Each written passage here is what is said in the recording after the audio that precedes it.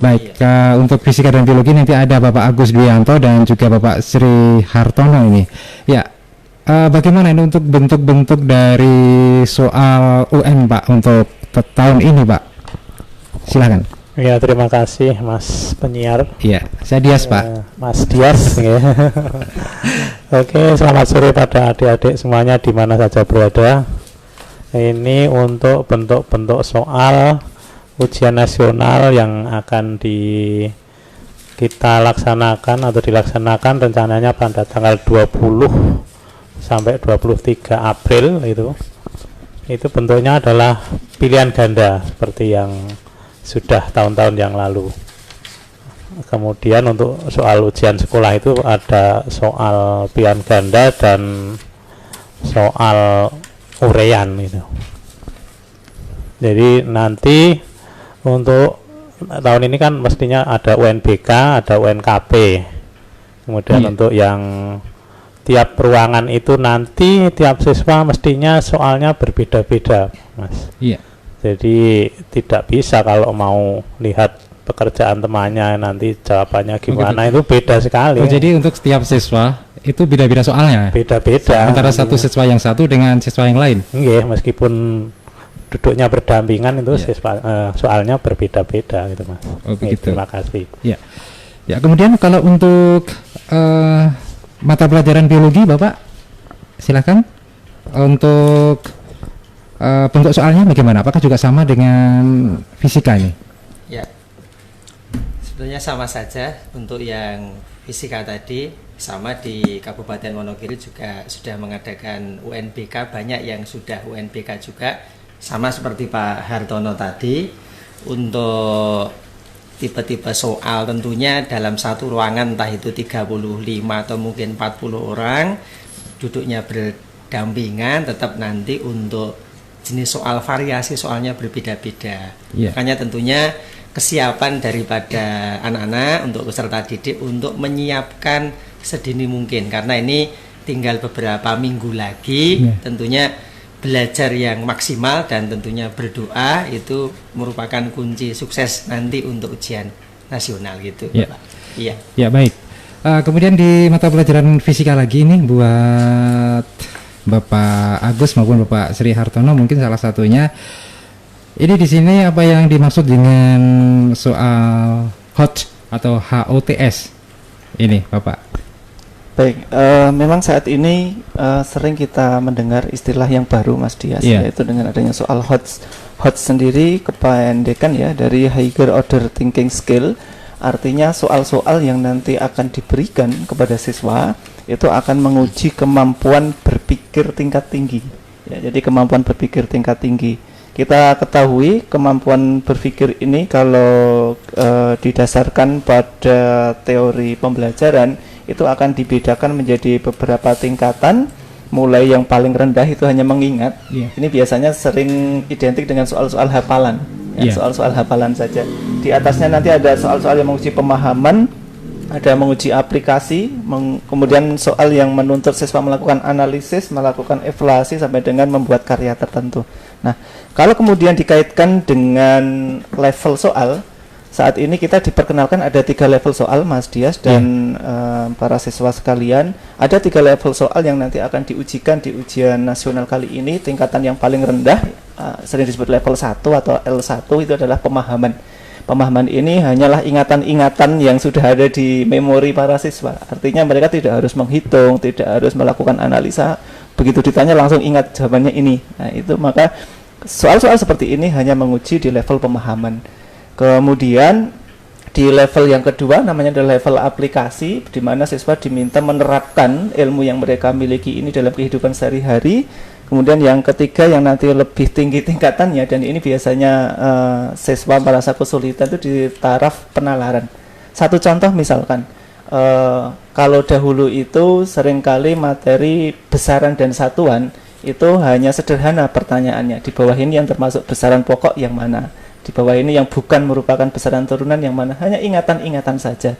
Tapi kemudian saat ini soal ini sudah dikembangkan dengan indikator yang lebih kompleks gitu ya Pak Har, yaitu menentukan besaran pokok yang menyusun besaran turunan tertentu.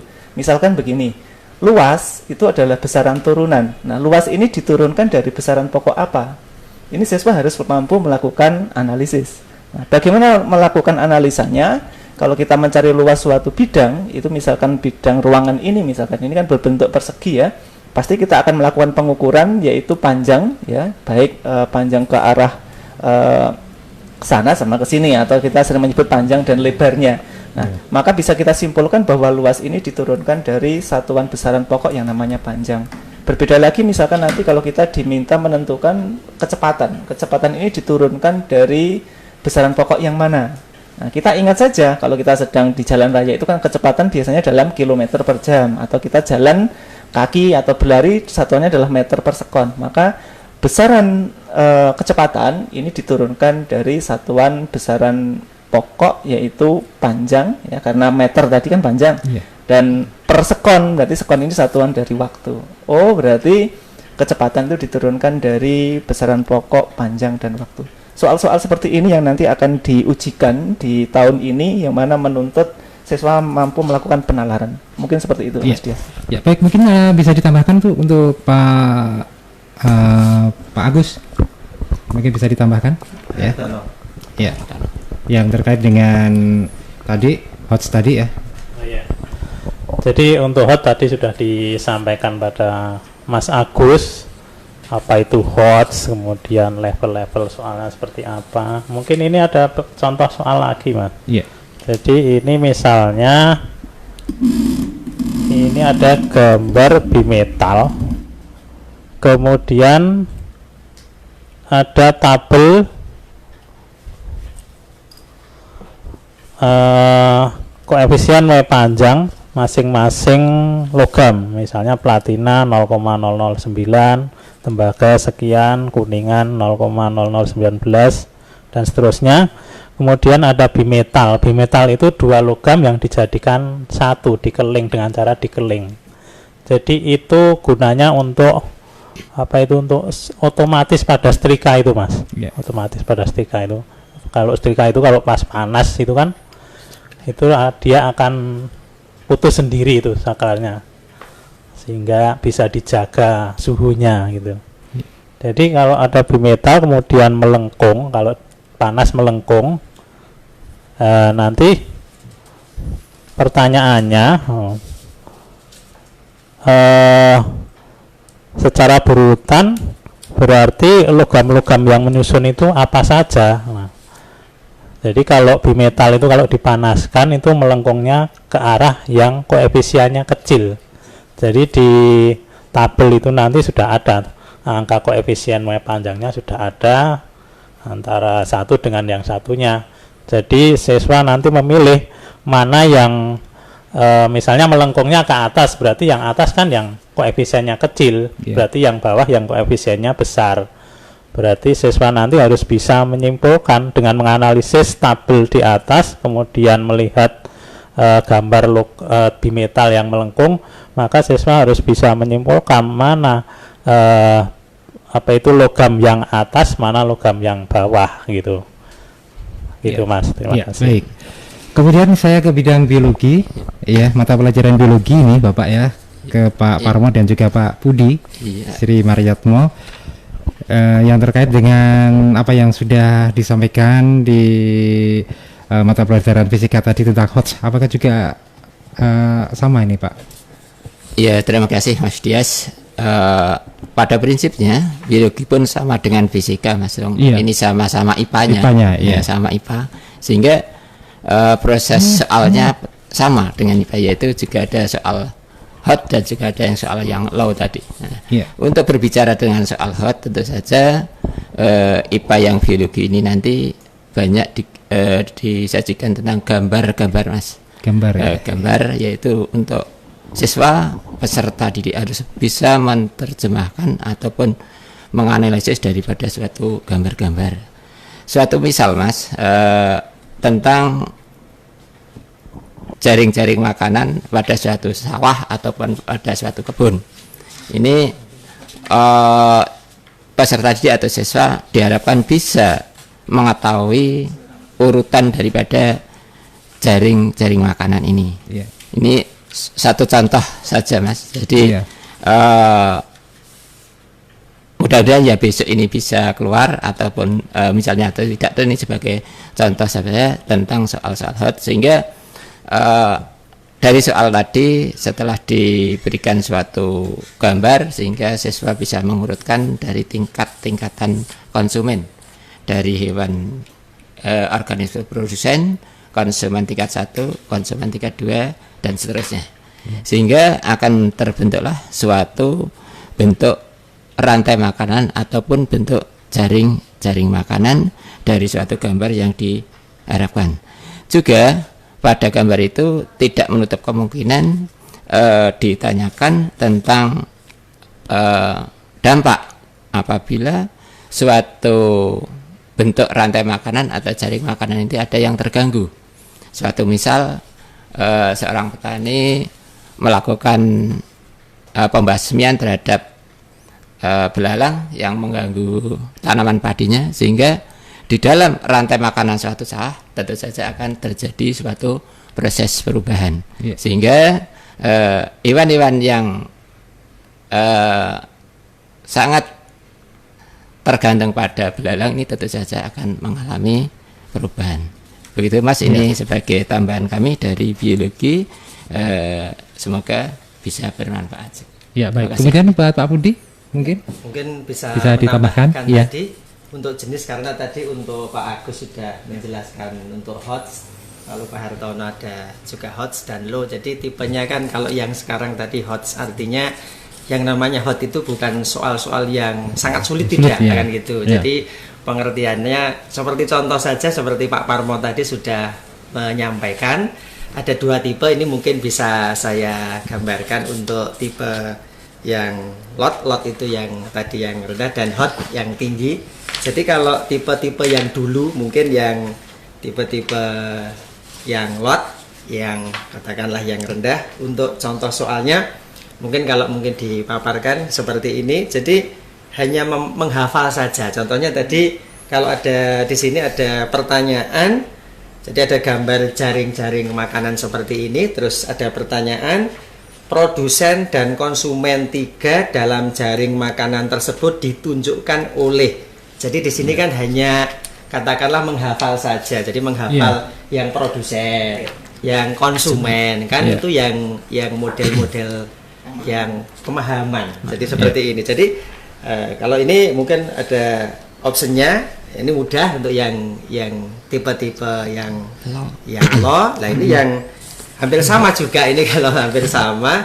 Yang hot ini juga sama, tapi pertanyaannya tidak hanya pemahaman saja, produsen atau konsumen, tidak. Seperti yang sudah dijelaskan Pak Parmo tadi, ini pertanyaannya dirubah. Jika pada kedua jaring-jaring makanan ini belalang dibasmi oleh petani, maka yang akan terjadi adalah, nah, ini kan udah sebenarnya sama-sama jaring-jaring, ada 2 jaring makanan, tetapi ini kan mungkin bisa dipaparkan, mungkin pertanyaannya yang berbeda lah.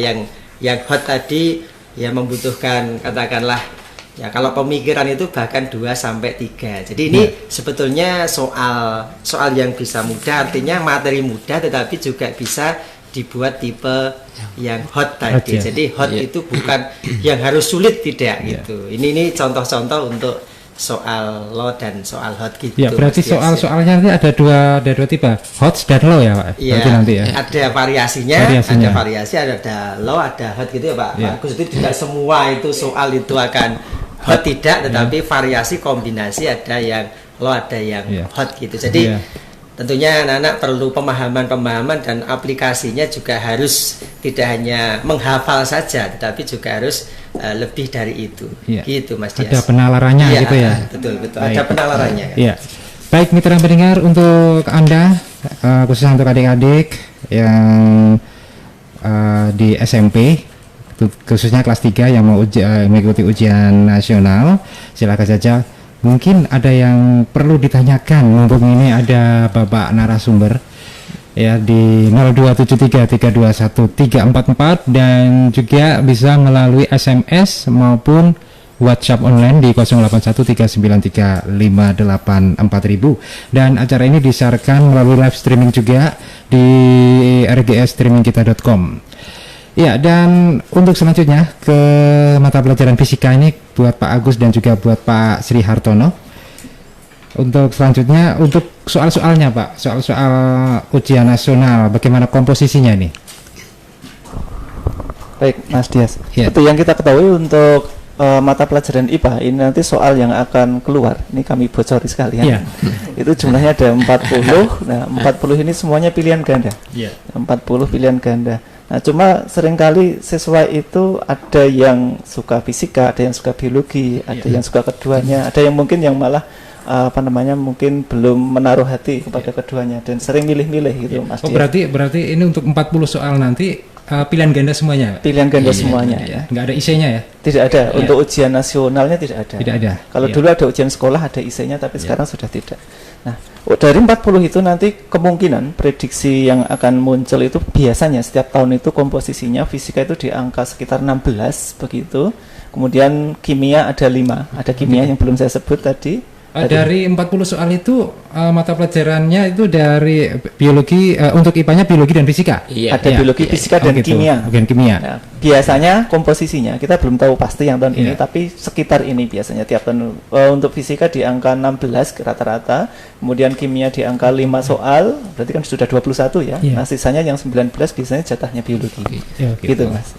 Dan urutannya juga begitu. Biasanya fisika, tengah-tengah ada kimia, nanti baru biologi. Walaupun kemudian nanti ketika soal ini diujikan melalui komputer atau UNBK kan di sistem random ya, random atau diacak.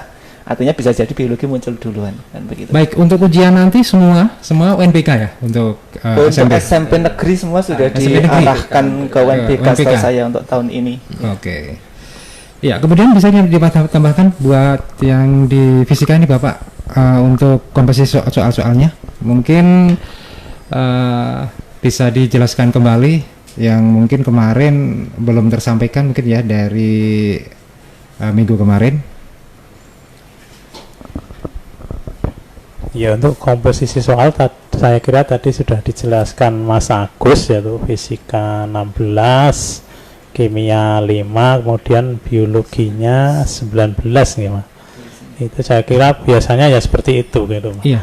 Cuma nanti ya memang diacak lah, karena soal-soalnya ini memang ya berbeda antara satu dengan yang lain, antara satu siswa dengan siswa yang lain memang berbeda. Cuma munculnya nanti kalau pas kita mau ujian itu munculnya bisa kimianya dulu, bisa fisikanya dulu, bisa biologinya dulu gitu Mas. Kemudian untuk indikatornya juga seperti yang kemarin ya Pak ya? Disampaikan. Indikatornya seperti yang kita sampaikan kemarin itu. Mudah-mudahan seperti itu. Iya. Baik, kemudian saya ke Pak Parma dan juga Pak Budi untuk yang komposisi soalnya yang dari biologi Pak. Ya, terima kasih Mas Dias. Adik-adik yang saya cintai, untuk biologi juga sama dengan fisika. Tentu saja tadi jatah biologi adalah ada 19 soal. Nah, dari 19 soal itu yang kemarin sudah kita bahas bersama dengan Pak Budi, dari indikator-indikator yang sudah kita hadapi semua. Semoga nanti harapan kami, saya dengan Pak Budi ini bisa adik-adik bisa mengerjakan soal dengan sebaik-baiknya, sehingga untuk ujian nanti adik-adik bisa memahami betul daripada yang sudah saya sampaikan dengan Pak Budi. Ya, perlu saya sampaikan Mas Dias juga Bapak Ibu semua bahwasanya SMP kami belum UNBK tetapi masih UNKP dari SMP 5 Wonogiri. Mungkin satu-satunya SMP negeri yang belum UNBK di SMP 5. Sehingga besar kemungkinan sekali untuk adik-adik SMP 5 ini urutan soalnya juga masih fisika, kemudian kimia dan biologi. Tetapi bagi adik-adik yang sudah UNBK seperti yang sudah disampaikan oleh Pak Agus dan Pak Hartono, bahwasanya mungkin bisa diacak biologi dulu bisa, kimia dulu bisa, baru fisika. Nah, ini tergantung dari pengacaan dari sistemnya. Begitu Mas Dias tambahan kami. Iya, mungkin kemudian Mas Pak Budi memberikan tambahan. Iya, untuk yang belum UNBK nih Pak, berarti untuk soalnya sama dong Pak nanti. Maksud ya Kan tadi kalau NPK soalnya dari siswa satu dan siswa lain kan beda-beda ya Pak ya. Iya. Kalau untuk yang belum UNPK bagaimana nih? soalnya beda Mas. Beda ya, Tetap juga beda. Tetap beda. Ya, jadi ada beberapa paket Mas ke sini. Mungkin ya tetap untuk UNKP ya, Iya. tetap variasi soalnya tetap ada ya, karena variasi di model barcode itu jadi antara katakanlah depan belakang katakanlah tetap beda. Nah, variasi soal mungkin 5 sampai 10 tipe, tetapi tetap hampir sama seperti UNBK tadi. Iya. Jadi siswa tetap tidak bisa katakanlah melihat nomor 1 sama dengan nomor 1 yang gitu nggak ya. bisa, tetap kita harus belajar untuk itu. Jadi tidak ada soal yang sama antara kanan depan belakang itu. Betul, untuk yang UNKP. Iya. Yang untuk komposisi soalnya gimana nih Bapak? Iya, untuk komposisi soal karena kalau yang sebenarnya sama untuk yang fisika tadi itu, kalau tadi Pak Agus menjelaskan ada yang kimia 5, tapi biasanya itu kimia itu di handle yang fisika. Biasanya kenyataannya dari Pak Hartono, Pak Agus itu tetap yang fisika itu biasanya terintegrasi dengan kimia kan gitu untuk komposisi. Lalu untuk kalau yang biologi tentunya, kalau yang fisika pastinya ya anak-anak tentunya harus sering untuk katakanlah melatih diri untuk mengerjakan soal-soal, karena kalau yang fisika itu tentunya kebanyakan juga latihan soal, jadi ada soal biologi nih Mas Dias. Iya. Untuk yang biologi ini kan ya pastinya anak-anak tentunya harus di tempat kami atau mungkin di tempat-tempat teman-teman yang lain mungkin sering untuk menyingkat katakanlah materi atau mungkin menghafal. Ini kalau mungkin sama seperti Pak Parmo dan Pak Agus dan Pak Hartono untuk menghafal. Contohnya pada di sini sistem pencernaan. Nah, sistem pencernaan itu kan mungkin agak kesulitan untuk menghafal katakanlah menghafal enzim, tempat dan seterusnya agak kesulitan. Makanya mungkin sama seperti teman-teman yang lain, ada yang namanya jembatan, kalau katakanlah jembatan belajar, atau kalau mungkin dulu ya jembatan keledai ya, jembatan keledai untuk mempermudah. Kalau di saya di jembatan belajar, kalau saya singkat jebret gitu Pak Agus. Jebret kan jembatan belajar gitu. Contohnya mungkin jebret jembatan belajar. Makanya biar hot gitu kalau judul artikel ya. Jelas biar untuk mempermudah siswa itu ya. Contohnya enzim yang ada ini contoh ya di lambung. Di lambung itu kan ada enzim asam klorida, pepsin, renin. Nah ini di lambung kita singkat lapar. Maksudnya kan lapar kan gitu ya Pak ya. Lapar itu kan lambung, L-nya lambung, A-nya asam klorida, lalu P-nya itu ada pepsin, R-nya ada renin. Itu kan mempermudah lapar. Nah, terus kalau ada yang mungkin organ yang lain, contohnya pankreas PLTA, bukan pembangkit listrik tenaga air, tidak, tetapi bisa di sini PLTA pankreas mengeluarkan di sini ada lipase, ada tripsin, ada amilase. Jadi ini mempermudah saja, sebetulnya sama diterapkan di teman-teman, tidak hanya di sekolah kami tetapi di seluruh katakanlah, karena di MGMP IPA itu katakanlah ya kita intent katakanlah kalau MGMP apapun termasuk ada informasi tetap kita sepakati bersama lewat website yang ada di MGMP IPA. Jadi ini mempermudah saja gitu Mas Dias. Iya. Kalau kita lapar pasti ingat. Iya, lapar kan gitu. Ini mempermudah aja mengingat. Ya baik. Kemudian kita ke Pak Agus dan juga Pak Sri dulu ini untuk contoh-contoh soalnya nih Bapak. Bagaimana untuk contoh-contoh soal yang menguji penalaran? Iya. Iya, terima kasih Mas Dias. Iya. Dan selamat sore adik-adik semuanya. Memang untuk soal-soal yang sekarang memang harus menguji penalaran ya. Jadi apa itu penalaran? Yang jelas soal-soal ini harus dilalui menggunakan analisis dulu. Jadi tidak hanya sekedar menjawab soal apakah itu adalah kemudian langsung dijawab sekali jadi. Jadi harus ada beberapa langkah lah, 2 atau 3 langkah seperti yang dikemukakan oleh Mas Budi tadi. Jadi tidak hanya 1 atau 2 langkah, tapi bisa lebih dari 2 atau 3 langkah. Nah, ini misalnya ini ada misalnya ini ada soal pembuatan magnet. Jadi pembuatan magnet itu ada beberapa, yaitu dengan cara digosok, kemudian ada dengan cara induksi, kemudian ada dengan cara elektromagnet, jadi dialiri arus listrik itu, Mas. Kemudian ini ada 3 gambar pembuatan magnet. Yang satu dengan elektromagnet, yang satu dengan digosok, kemudian yang satu dengan diinduksi. Nah, untuk pertanyaannya nanti akan ditanyakan bagaimana interaksi antara 2 kutub magnet yang terbentuk gitu. Maka siswa harus tahu dulu kutub-kutub magnet yang terbentuk dengan 3 cara pembuatan magnet itu tadi. Misalnya dengan elektromagnet, itu berarti siswa sudah dilatih bagaimana cara menentukan kutub magnet, yaitu dengan aturan tangan kanan. Jadi yang jari-jari 4 jari yang lain itu merupakan arah arusnya, kemudian yang jempolnya itu adalah kutub utaranya. Ini siswa harus bisa memahami ini dulu, dan ini harus pakai tangan kanan karena jempol itu harus pakai tangan kanan. Kalau pakai tangan kiri kan terbalik nanti, dan tidak baik kan.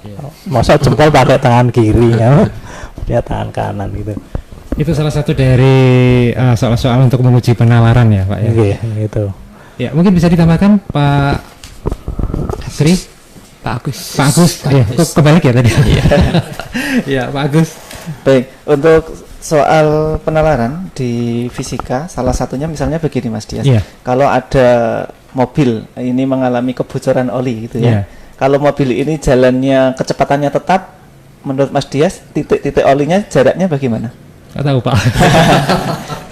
Ada mobil, olinya bocor, kan netes di jalan gitu ya. Kalau ini kecepatannya tetap, maka jarak antar titik-titik pada oli tadi kan akan sama, ya kan? Nah, ini penalaran. Lalu kemudian kalau mobil ini tiba-tiba di depan itu ada lampu merah, kan dia harus mengerem ya. Berarti semula kecepatannya tetap, kemudian diperlambat gerakannya karena dia melakukan pengereman, maka titik-titik olinya juga akan semakin rengket itu, semakin dekat, gitu ya? Semakin dekat, semakin rapat. Begitu seterusnya, begitu lampunya hijau kembali, mobil ini segera tancap gas, kecepatannya akan bertambah. Nah, kalau masih bocor, berarti kan tetesan olinya tadi akan semakin renggang, jaraknya akan semakin jauh. Nah, ini contoh-contoh penalaran. Kalau tahun lalu biasanya hanya sampai di situ saja, tapi untuk tahun ini nanti langsung digandengkan, dihubungkan dengan konsep grafik. Nah, ini lebih sulit lagi. Jadi siswa diminta melakukan analisa kalau gerakan mobil tadi ya, semula kita sebut kecepatannya tetap, kemudian menjadi lambat dan menjadi cepat. Maka secara grafik tentu kalau grafiknya adalah V terhadap T atau kecepatan terhadap waktu, semula kecepatannya tetap kan berarti nggak naik nggak turun, garisnya mendatar gitu ya. Kemudian kecepatannya menurun, berarti garisnya juga menurun, setelah itu akan naik. Nah, ini kemampuan siswa melakukan penalaran dan melakukan analisa terhadap tabel maupun grafik ini penting untuk dipelajari untuk soal-soal tahun ini. Begitu, apakah sebelumnya untuk siswa-siswa ya, mungkin siswa-siswa ya, apakah juga pernah itu Pak diberi soal seperti itu, suruh mengerjakan untuk latihan-latihan soal, mungkin ada bisa mengerjakan untuk penalaran ini? Sebenarnya dari sekolah masing-masing melalui Dinas Pendidikan Kabupaten Wonogiri, Dinas Pendidikan dan Kebudayaan ini sudah melakukan lompatan-lompatan yang luar biasa. Artinya setiap sekolah ini kita sudah dilakukan MOU ya Pak ya. Diminta komitmennya, target untuk UN itu berapa untuk tahun ini. Dari situ kemudian diturunkan target UN itu menjadi target tiap kali uji coba. Nah ini Mas, di tiap sekolah itu dilakukan uji coba ujian nasional, ada yang 3, 4, 5 kali. Nah di tiap kali uji coba ini target itu kan tentu diharapkan naik. Nah, siswa sudah kita latih dengan soal-soal seperti itu, sudah dibahas juga biasanya, kemudian akan kembali ke kemampuan siswa itu sendiri dalam menerapkan ilmu yang sudah diberikan para guru. Begitu Mas Dias. Ya baik, terima kasih Pak Agus dan juga Pak Sri. Kemudian kita beralih ke Pak Parmo dan juga Pak Budi ya, tentang soal-soal tadi Bapak ya. Bagaimana seperti yang dari fisika tadi, untuk apakah di biologi juga ada soal-soal penalarannya? Iya, terima kasih Mas Dias. Adik-adik semua, pada biologi ini juga ada soal penalaran, misalnya tentang peristiwa seleksi alam, sehingga pada suatu soal itu digambarkan suatu pengaruh lingkungan terhadap suatu kehidupan organisme. Suatu misal, kehidupan daripada kupu-kupu Biston bistularia. Ini sebelum masa revolusi industri meletus, kupu-kupu yang berwarna cerah ini jumlahnya lebih sedikit dibandingkan dengan yang warna gelap. Kenapa demikian? Karena yang warna cerah ini kontras dengan lingkungan, sehingga tetapi setelah adanya industri-industri ini berdiri di berbagai tempat, maka terbalik, kupu-kupu yang berwarna cerah ini jumlahnya akan sedikit, sehingga siswa harus mampu mengenal kenapa kok kupu-kupu ini bisa berubah jumlahnya. Nah, dengan demikian peserta atau siswa mampu menalar keadaan yang dimana situasi atau kondisi lingkungan ini sangat berpengaruh terhadap suatu kehidupan organisme. Demikian Mas. Mungkin Pak Budi silahkan. Ya, sebetulnya hampir sama juga tadi yang dijelaskan dari yang fisika Pak Hartono maupun Pak Agus, Pak Parmo, untuk soal-soal yang membutuhkan penalaran. Karena kalau di IPA itu katakanlah soal tanpa gambar ya Pak ya. Tanpa gambar itu kan pasti untuk soal-soal kita nanti mungkin banyak gambarnya lah itu karena membutuhkan penalaran tadi. Seperti contoh, karena kalau saya dicontohkan untuk soal-soal yang hanya biasa saja, hanya pemahaman saja seperti tadi. Jadi kalau materi seperti contoh di sini, materi peredaran darah. Untuk mitra pendidikan bisa dilihat di Facebooknya. Jadi di peredaran darah itu biasanya kalau anak itu katakanlah memahami yang namanya peredaran darah itu pasti wah ini peredaran darah ini materi banyak dan mungkin sekiranya wah ini kesulitan, tetapi tidak demikian. Nah, tentunya tidak, kalau ada trik-trik untuk memahaminya. Seperti contoh kalau ini yang model yang yang dulu pasti pertanyaannya hanya sekitar contohnya seperti ini. Jadi ada gambar peredaran darah, terus pertanyaannya kalau dulu mungkin ringan yang low. Secara berurutan yang ditunjuk di sini huruf X dan Y adalah. Jadi ini hanya menghafal saja X apa Y apa. Jadi tidak seperti ini sekarang nanti. Nah ini juga sama seperti contoh tadi, ini soal yang hot, sama gambarnya sistem peredaran darah. Tetapi tadi Pak Hartono juga 2-3 kali pemikiran. Ini pertanyaannya berbeda lagi. Perbedaan antara pembuluh X dan Y adalah. Kalau tadi kan hanya menyebut saja ini apa. Lah ini perbedaan. Jadi anak-anak nanti yang pertama langkahnya berarti harus tahu X dan Y itu apa. Itu pertama gitu. Lalu yang kedua harus paham juga, nalar juga itu tadi ciri-ciri yang X dan Y. Jadi ini kan tidak hanya satu tadi menghafal, tapi bahkan nanti 2 bahkan sampai 3. Jadi ini kalau seperti ini kan ada arteri sama arteri yang besar ini aorta, lalu yang di sini ada vena. Berarti dari anak-anak nanti peserta didik harus memahami ciri-ciri dari arteri dan vena. Kalau ini tadi yang satu hanya menyebutkan saja katakanlah arteri vena, tetapi kalau di sini sudah nanti ciri-ciri dari arteri dan vena tersebut. Jadi ini bahkan 2-3 langkah. Jadi peserta didik tentunya soal-soal seperti ini sudah harusnya di tingkat sekolah sudah diujikan, karena Sama di MGMP IPA juga ada, katakanlah di tingkat suprayon maupun rayon sudah ada bedah materi, katakanlah dari guru-guru sudah membuat banyak tipe kemarin, terus sudah diberikan ke katakanlah peserta didik. Tentunya soal-soal yang sudah dibuat oleh Bapak Ibu guru yang sudah mengacu pada tadi katakanlah arahan materi yang sesuai dengan ujian nasional, diharapkan nanti soal-soal itu sudah mendekati soal-soal ujian nasional. Jadi peserta didik nanti bisa siap memahami. Terus kemarin juga dari satu katakanlah indikator itu Bapak Ibu guru membuat berapa itu Pak? Itu 5 atau berapa? 5, bahkan 5, hampir 5. Jadi banyak variasi soal yang sudah didapatkan. Insya Allah nanti untuk IPA katakanlah untuk nilai 100 katakanlah ya Pak, yang target itu kan peluang juga ada. Dan sebagai pengalaman saja di tempat kami, mungkin di tempat Pak Hartono atau mungkin dari Pak Agus, Pak Parmo juga sudah mentarget nilai IPA di tempat kami itu udah lama Pak. Untuk IPA itu tahun 2000 kemarin itu kalau enggak 13 ya 14 itu sudah ada yang mencapai nilai 100. Jadi ada. Kalau yang kurun waktu ini tidak ada Mas Agus ini. Jadi hanya 95, 97. Tapi ya. Tapi sudah pernah katakanlah 100 sudah pernah untuk IPA. Jadi biasanya yang nilai 100 itu kan andalannya matematik kan gitu. Tapi IPA pun insya Allah lah kita bisa peluang untuk mencapai nilai 100. Dan ada target juga seperti Pak Agus tadi, target rata-rata target 100 untuk nilai IPA. Terus dari Dinas Pendidikan, dari pemerintah Kabupaten Wonogiri juga sudah ada katakanlah apa ya Pak ya, ribet ya Pak ya, ada ribet untuk peserta didik. Saya nggak tahu itu berapa yang sekarang. Yang jelas ada ribet gitu ya Pak. Mudah-mudahan sama seperti tahun-tahun insya Allah. Jadi nanti semakin semangat gitu, semakin semangat gitu. Itu tambahannya itu Mas Dias. Ya, kemudian ke fisika lagi ya, ke Pak Agus, kemudian Pak Sri. Apakah nanti di soal-soal untuk ujian nasional tadi ada seperti tahun lalu mungkin ya Pak ya? Apakah ada ngecoh soal-soalnya dibuat bingung soalnya itu gimana?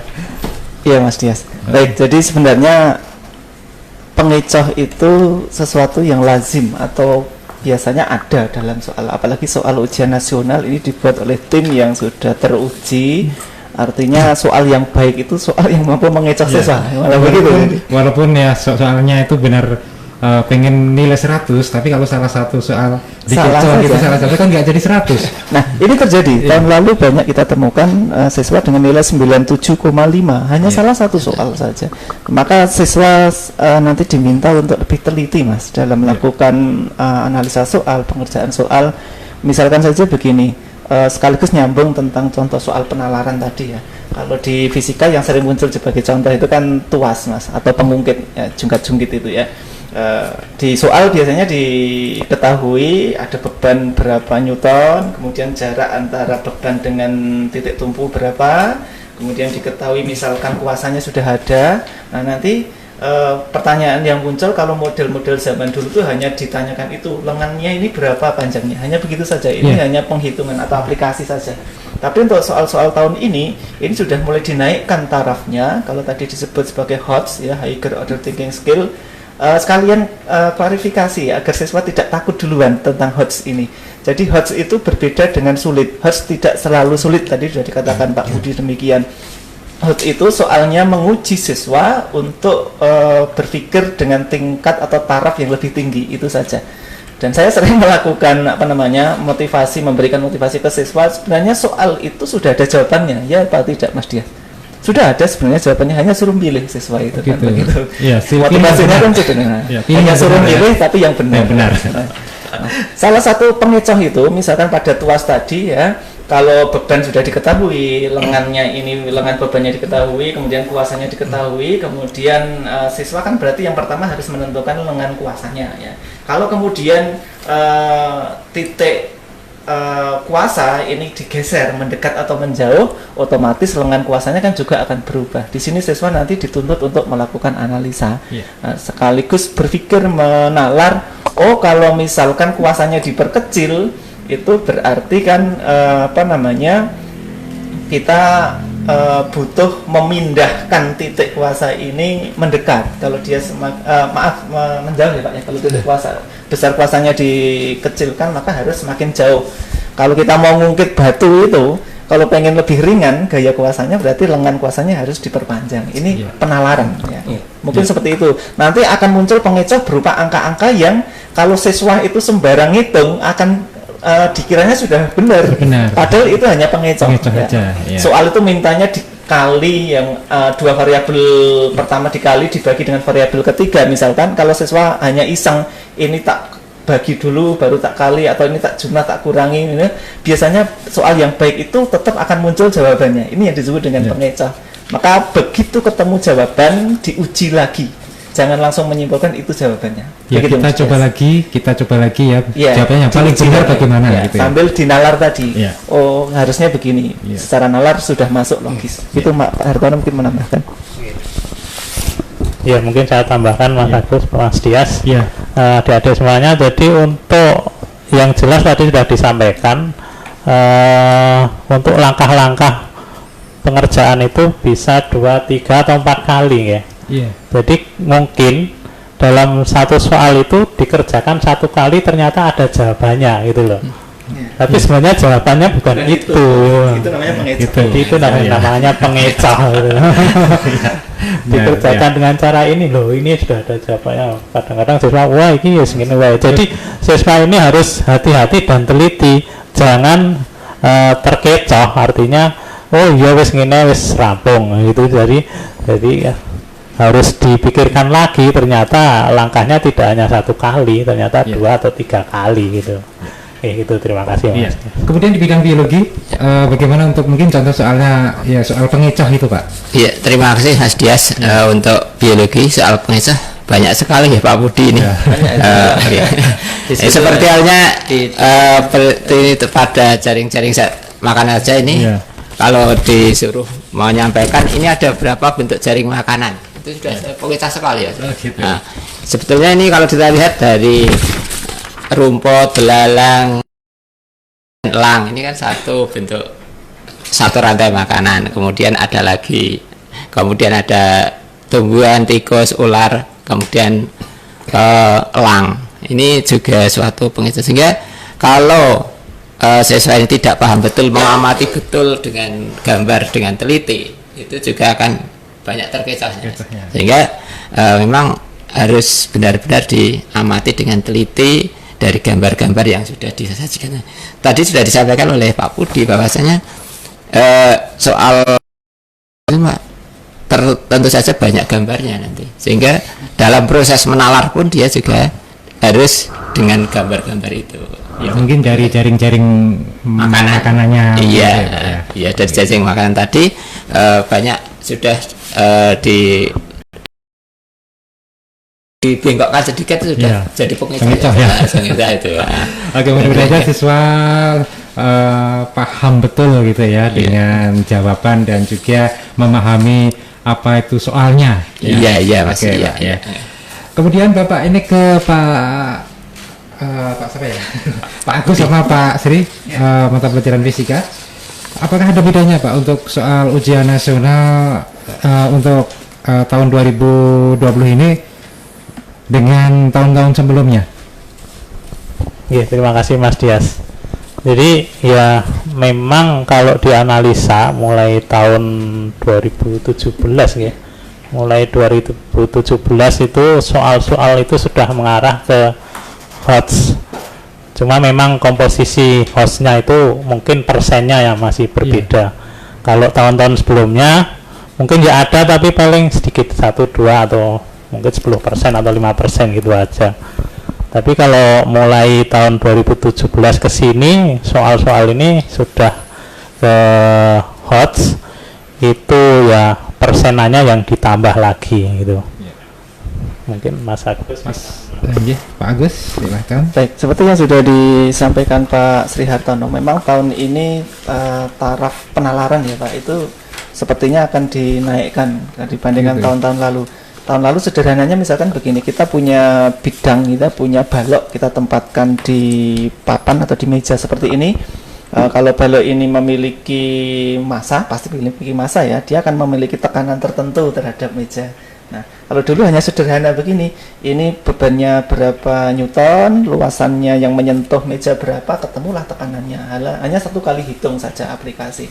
Tapi kemudian saat ini sering dilakukan perbandingan. Baloknya nggak hanya satu, Mas. Ada 4, satu posisinya begini, satu mendatar begini, satu terlungkup begini. Nah, nanti akan siswa diminta melakukan analisa mana sih yang tekanannya paling besar, mana yang lebih kecil, atau mungkin malah suruh mengurutkan ya Pak ya. Biasanya mengurutkan tekanan yang paling besar sampai yang paling kecil, mana urutannya. Nah, ada lagi pengecoh yang kemarin saya temukan, satu model soal itu masih tentang balok ya. Balok itu identik dengan tekanan pada zat padat. Nah, ini nanti bisa jadi di tahun ini akan muncul pengecoh berupa benda padat ini tadi di dalamnya dikasih zat cair. Nah, jadi misalkan kita punya toples gitu saja ya Mas ya. Nah, di dalamnya ada rongganya diisi zat cair. Nah, toples ini bentuknya beda-beda. Ada yang bawahnya datar, ada yang bawahnya runcing, ada yang tumpul dan lain sebagainya. Nah, ini sebenarnya hanya pengecoh saja. Kalau sudah diisi dengan zat cair, maka yang diujikan di situ konsepnya adalah tekanan pada zat cair atau tekanan hidrostatis, bukan masalah wadah lagi. Ini pengecoh sekali lagi. Ya, apakah nanti menurut prediksi apakah banyak soal-soal penalaran atau mungkin banyak soal pengecoh itu Pak nanti Pak yang ada yang untuk tahun ini Pak? Ya. Sebenarnya secara komposisi tidak kemudian semua soal itu hot itu tidak mungkin ya. Ada pengecohnya itu juga tidak semuanya. Artinya soal-soal tertentu yang terutama yang kategori hot tadi akan diberi pengecoh yang bisa jadi tadi kalau kaitannya dengan reward tadi Pak Budi mau dapat 100 nggak jadi gara-gara itu gara-gara pengecoh. Tahun lalu ada siswa yang sesampainya di rumah itu menghubungi saya Pak Japri ke saya, Pak kalau soal begini arahnya kemana, jawabannya yang mana Pak? Oh berarti saya tadi salah Pak. Ternyata betul, begitu diumumkan nilainya dia salah satu itu hanya salah satu soal itu saja gara-gara pengecoh. Apakah nanti soal-soalnya seputar yang telah disampaikan di minggu yang lalu ya Pak ya untuk fisika? Insya Allah kita tidak akan tidak akan jauh beda ya, karena memang sebagaimana yang sudah diprogramkan dari Dinas Pendidikan sudah kita lakukan program yang namanya bedah kisi-kisi Mas Dias. Jadi sudah dikerucutkan soal-soal yang akan muncul itu seperti yang sudah kami bahas dan sudah disiarkan hari Senin sampai Jumat kemarin. Kalau para siswa sudah menyimak tentu akan lebih siap lagi dalam menghadapi UN yang tinggal beberapa pekan lagi. Betul. Demikian Mas Dias. Kita beralih ke Pak Parmo sama Pak Budi yang terkait sama seperti yang saya pertanyakan ke Pak Agus dan Pak Sri tadi ya tentang soal-soal untuk UN sekarang apakah dengan tahun-tahun sebelumnya apakah beda nih? Ya, kalau yang UNBK itu karena sudah di server katakanlah gitu, itu sebagai kita guru itu kan nggak bisa melihat juga ya katakanlah membandingkan soal tahun-tahun kemarin kan gitu. Tapi kalau di tempat kami karena UNBK-nya baru tahun ini, kemarin-kemarin masih UNKP, jadi yang jelas dari tahun ke tahun itu ada perbedaan-perbedaan. Katakanlah untuk yang tahun 2017 itu yang keluar katakanlah kalau darah itu sel darahnya. Terus yang tahun 2018 mungkin berbeda lagi pembuluh darahnya. Bisa nanti di tahun 2019 itu gangguan atau penyakit kan gitu. Jadi ada perbedaan tentunya untuk tahun-tahun yang dulu dengan tahun-tahun yang sekarang. Tetapi tentunya tadi yang sudah disampaikan Pak Agus tadi dari program Dinas Pendidikan sudah ada katakanlah bedah materi kisi-kisi ujian nasional, sudah katakanlah ada rambu-rambunya.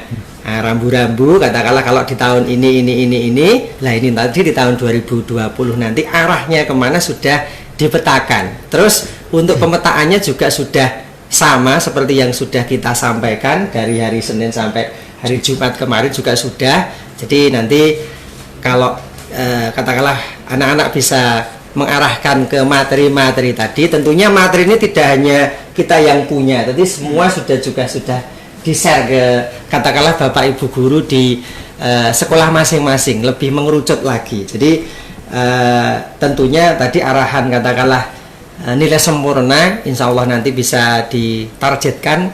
Semoga saja IPA di tahun 2020 ini nanti bisa banyak yang mendapatkan nilai 100. sempurna 100 Ya. gitu ya. Fisika, karena kita kolaborasi yang namanya Ya. fisika, biologi, Betul. kimia. Ya. Dan mungkin Pak Parmo. Pak Parmo. Ya.